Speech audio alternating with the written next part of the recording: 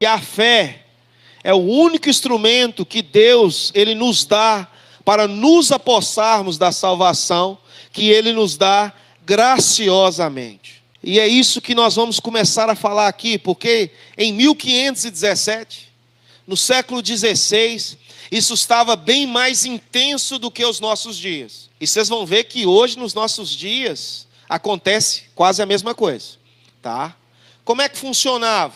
O método era indulgências. Você precisava pagar de alguma maneira para você ser salvo.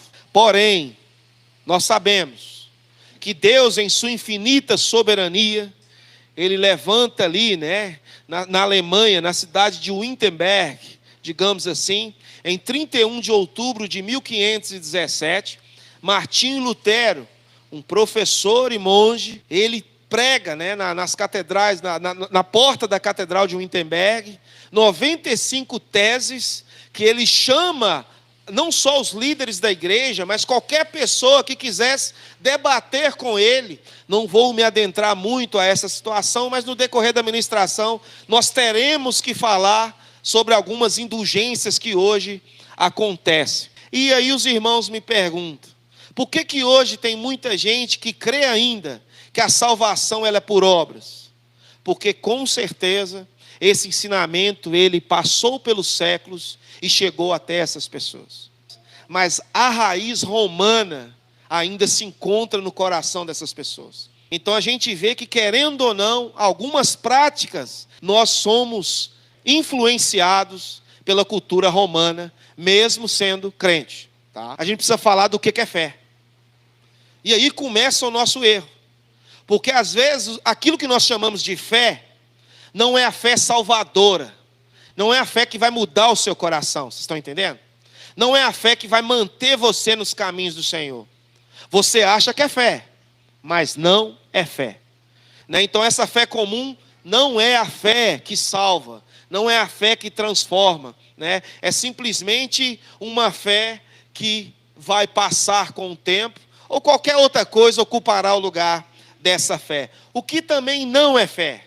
Pensamento positivo e confissão positiva não é fé. E você não tem o poder de mudar o espiritual através da sua palavra. Tá? Eu sei que por muito tempo você achou que sim. Eu sei que por muito tempo você falou, não fala isso não, porque se você falar você vai atrair alguma coisa. Não, você não vai atrair nada. Porque nós não temos o poder de movimentar o espiritual. Não temos o poder disso.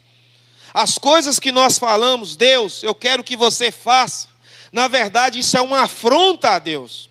E eu te falo porque é uma afronta. Porque, por exemplo, eu determino que algo aconteça. Nós não temos esse poder de mudar o espiritual. Tá? O único ser capaz de determinar as coisas, haja luz e houve luz, foi o próprio Deus. E nós vimos que o próprio Cristo, Ele ensinou o que é fé. O próprio Cristo mostrou que tudo aquilo que nós precisamos, tudo aquilo que nós queremos, nós temos que entender que é o próprio Deus que nos dá. Nós temos que entender que tudo parte da sua vontade e dos seus desígnios. E quando nós começamos a entender o que é fé, isso nos mostra claramente que é um dom que Deus nos dá.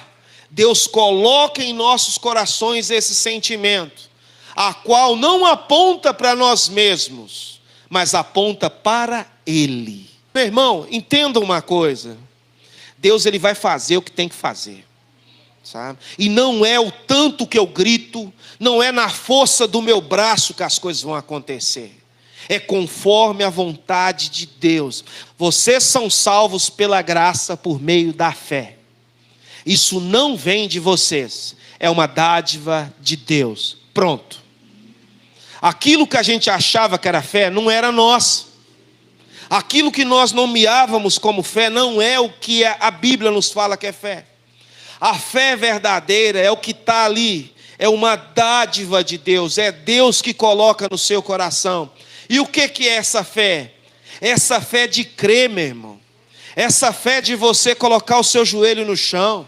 Essa fé no momento da dificuldade, você falar o seguinte: olha, eu tenho um Deus que olha a minha vida, eu tenho um Deus que acompanha a minha vida, eu tenho um Deus que mesmo da maneira que eu estou vivendo, eu creio que esse Deus, Ele vai fazer a sua vontade.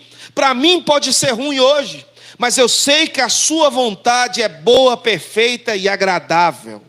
A gente acha que fazer algo para Deus, olha só como é que é os crentes de hoje.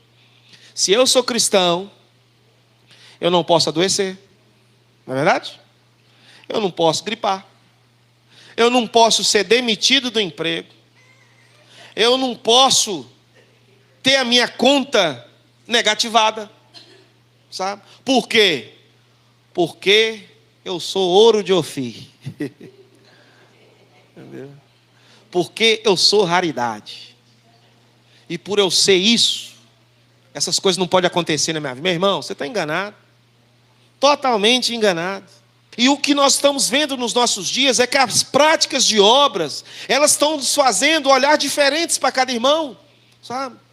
O irmão que canta é diferente. O irmão que dá uma palavra melhor é diferente, sabe? E aqui nós vemos que diante de Deus todos são iguais. Não tem mudança num dom que você faz diferente do outro, não, meu irmão. Pastor, o meu dom é receber pessoas. Esse foi o dom que Deus te deu, meu irmão. E você não é pior do que o pregador que está falando aquela palavra na noite, não. São todos iguais diante de Deus. Por quê? Para que ninguém se orgulhe ou se glorie. Nós cremos num Deus soberano. Nós cremos num Deus que não só organiza, mas mantém todas as coisas em suas mãos. E o que é isso? As boas obras que você faz, elas foram pensadas por Deus desde antes, de antemão. Você sabe por quê? Porque as nossas boas obras, elas são manchadas. As nossas boas obras, elas são corrompidas. Por que eu digo isso? Às vezes, nós queremos fazer algo bom, mas aquilo que nos motiva a fazer é algo ruim. É por isso que o texto está dizendo que aquelas boas obras, as obras verdadeiras, as obras que realmente transformarão vidas, alcançarão pessoas, trarão os eleitos, cuidarão das vidas, elas são planejadas pelo próprio Deus, porque se for pelo nosso coração, elas são corrompidas. E aqui você entende uma coisa clara na nossa ministração nessa noite. Você não é salvo pelas boas obras. Você foi salvo para as boas obras. Tem uma grande diferença nisso. Você não faz as coisas para ser salvo, não é na força do seu braço. Você faz as obras porque você já foi salvo. Olha o contexto.